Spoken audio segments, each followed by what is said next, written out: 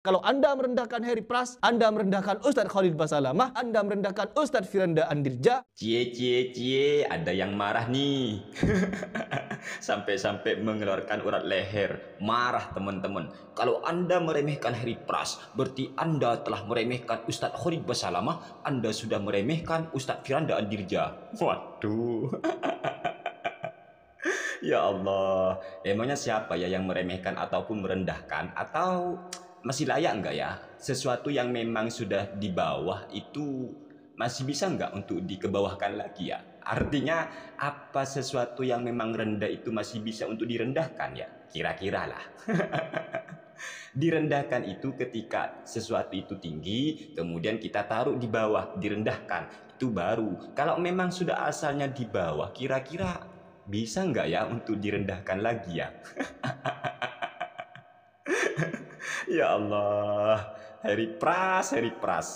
Kalau Anda merendahkan Heri Pras, Anda merendahkan Ustadz Khalid Basalamah. Awas kawan-kawan, jangan sampai merendahkan Heri Pras. Karena merendahkan Heri Pras berarti merendahkan Khalid Basalamah. Kira-kira gimana ya Khalid Basalamah? Apa beliau itu memang orang tinggi atau bagaimana? Yuk kita simak videonya. Rukun sholat ini ya, menutup aurat, berwudu, menghadap kiblat. Apakah ajaran Khalid Basalamah yang seperti ini kita nggak boleh rendahkan kawan-kawan?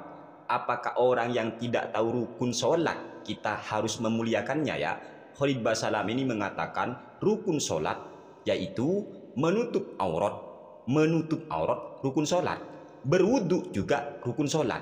Wow, luar biasa ya. Apakah ajaran seperti ini yang harus kita muliakan? Nggak boleh direndahkan. Awas, jangan merendahkan. Ini kebenaran loh. Ini Ustadz sunnah loh. Ini sesuai sunnah. Rukun sholat itu adalah berwudu. Saya bayangkan begini teman-teman. Rukun itu kan sesuatu yang ada pada hakikat sesuatu itu sendiri. Contoh, rukun sholat. Loh, apa saja yang ada dalam sholat, contohnya takbiratul ihram, membaca surat al-fatihah, itu rukun sholat namanya. Lah, kalau seumpama Khalid Basalamah ini mengatakan rukun sholat diantaranya yaitu menutup aurat ataupun berwudu, berarti waktu sholat kita sedang sholat berwudu. Loh, basah semua nanti masjidnya. Tapi jangan direndahkan seperti ini. Jangan. Kamu nanti merendahkan Heri Pras. Merendahkan Heri Pras berarti merendahkan Khalid Basalamah. Meskipun ajaran Khalid Basalamah ya bermasalah. Jangan direndahkan teman-teman. Diikuti aja itu. Rukun sholat yaitu berwudu. Sekarang ada nggak ya Khalid Basalamah ataupun Heri Pras dan semua pengikutnya ketika sedang sholat sambil berwudu? Macam mana pula lah ini merendahkan Khalid Basalamah? Gak boleh teman-teman, gak boleh. Tapi kalau memang asalnya sudah rendah, piye ya? Astagfirullah. Inna lillahi wa inna ilaihi raji'un. Saya tulis sebuah buku, mudah-mudahan Allah mudahkan. Allah, insya Allah. Saya belum terbitkan sekarang, tapi mudah-mudahan. Judulnya Kiaiku Muhammad, Kiai Anda Siapa? Kiaiku Muhammad, Kiai Anda Siapa? Kalau Anda merendahkan Heri Pras, Anda merendahkan Ustadz Khalid Basalamah. Kalau Anda merendahkan Heri Pras, berarti Anda merendahkan Khalid Basalamah. Gak boleh kawan-kawan merendahkan Khalid Basalamah. Cukup Khalid Basalamah merendahkan Rasulullah Sallallahu Alaihi Wasallam. Sampai-sampai dia berani, dia katanya menulis sebuah buku dengan judul Kiaiku Muhammad. Kiaiku Muhammad. Kiai Anda siapa? Ini judul bukunya.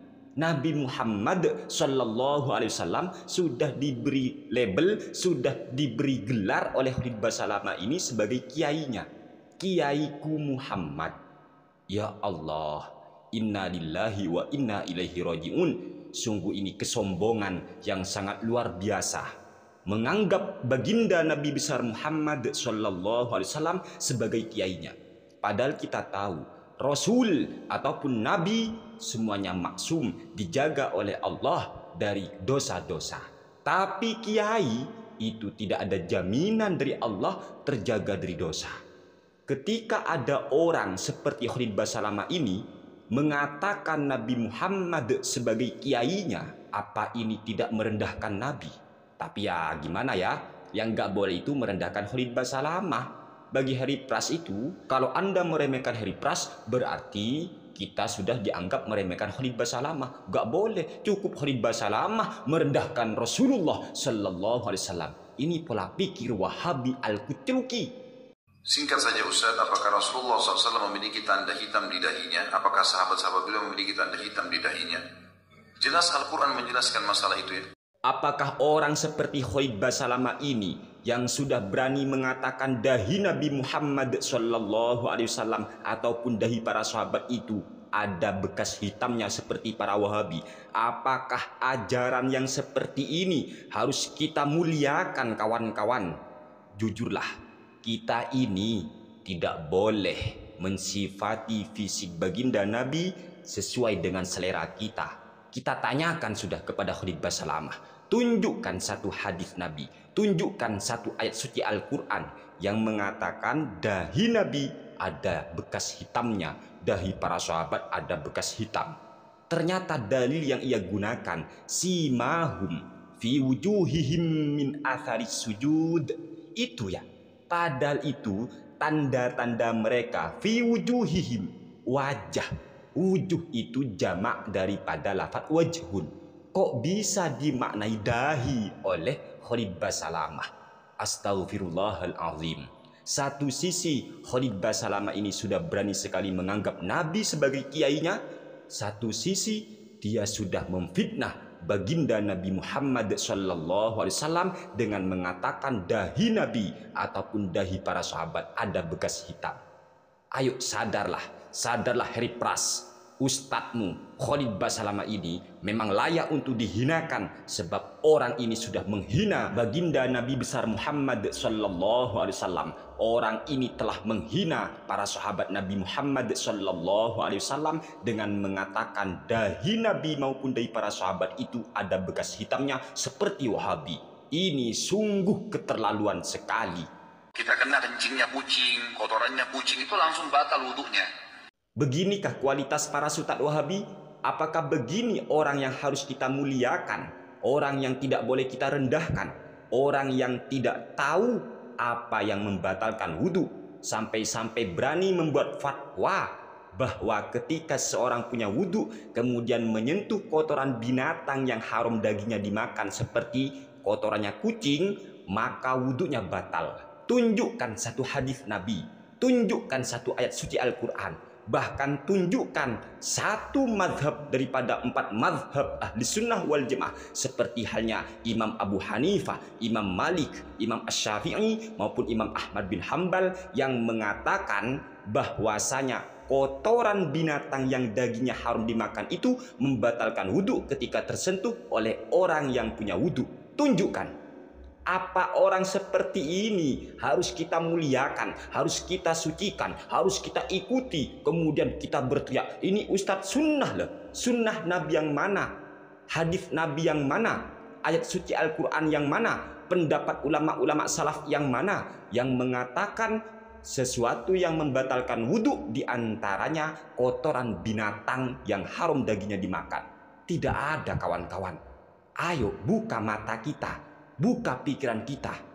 Orang seperti Khalid Basalamah ini sangat berbahaya.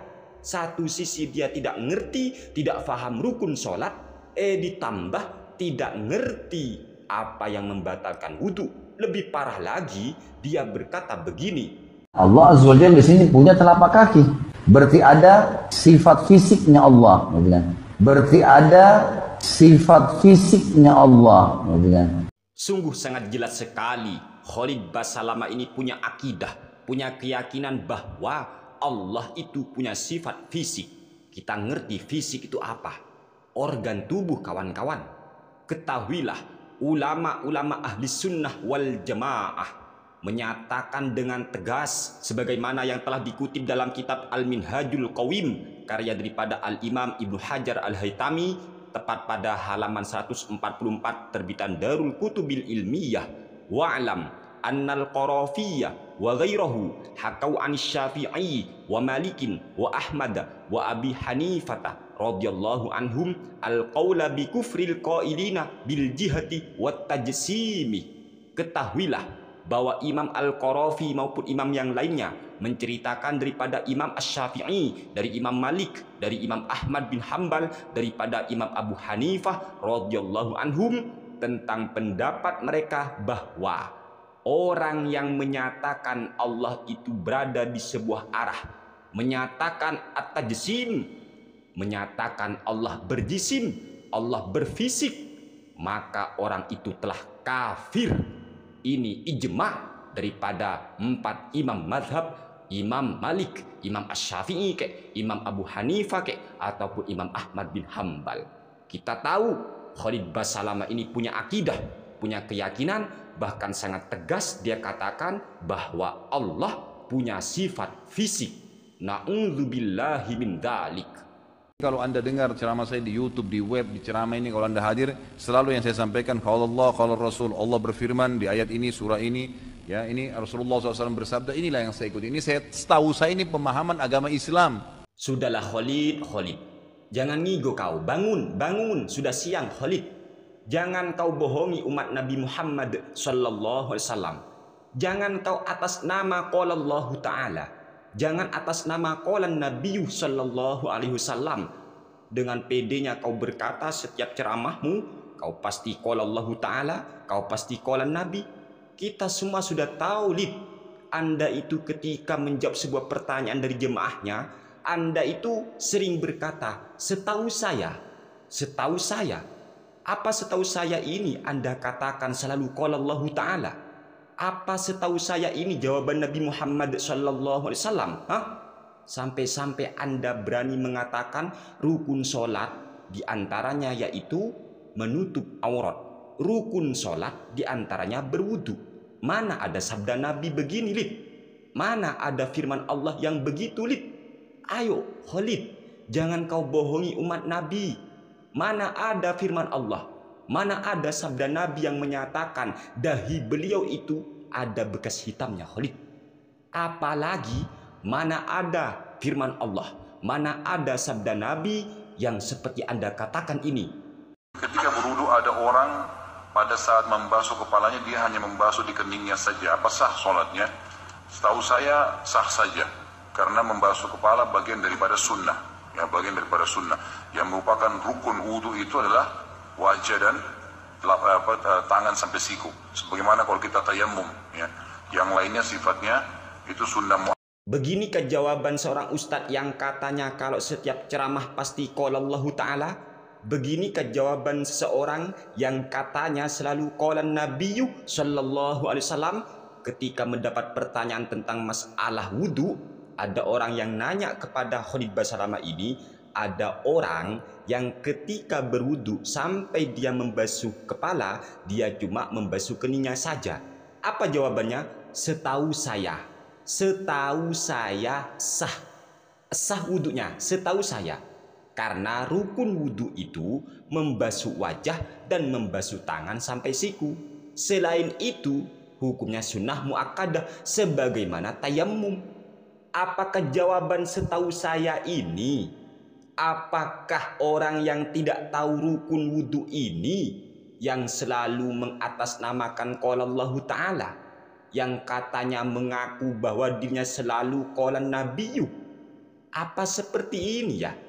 Ayo jangan bohongi umat. Tidak ada rukun wudu, hanya 2, Lid. Sebagaimana tayammum, ya Allah. Dan para pengikutnya sudah, gak usah ngeles Anda. Khalid Basalamah ini sangat tegas. Dia menjawab pertanyaan tentang masalah wudu hingga dia samakan dengan tayammum. Berarti orang ini tidak ngerti. Orang ini tidak faham rukun wudu. Mana wudu, mana tayammum. Ya Allah, orang seperti ini masih sangat pede, merasa dirinya setiap berceramah qala Allah Ta'ala, qala Rasul. Ternyata ketika mendapat pertanyaan jawabannya setahu saya. Kan ini S2, Lid Khalid. Apa orang seperti ini, kawan-kawan? Jangan sampai kita rendahkan ajarannya. Piye, Apakah arsy itu makhluk? Ya, Allahu a'lam. Ini saya tidak bisa jawab. Apakah itu arsy makhluk atau tidak? Allahu a'lam, gitu kan? Apakah orang yang tidak tahu bahwasanya arsy itu merupakan makhluk Allah, kita sebut ustadz sunnah? Sunnah mana? Hadis Nabi yang mana? Kita tahu, kawan-kawan. semua alam semesta ini termasuk arsy adalah makhluk Allah subhanahu wa ta'ala. Wa huwa rabbul arsyil azim. Sangat jelas di ayat suci Al-Quran. Orang yang tidak tahu tentang arsy, bahwa arsy itu makhluk Allah, masih diunggul-unggulkan, masih dikuar-kuarkan sebagai ustadz sunnah, apalagi sudah berani menyatakan Allah punya sifat fisik. Na'udzubillahi min dzalik.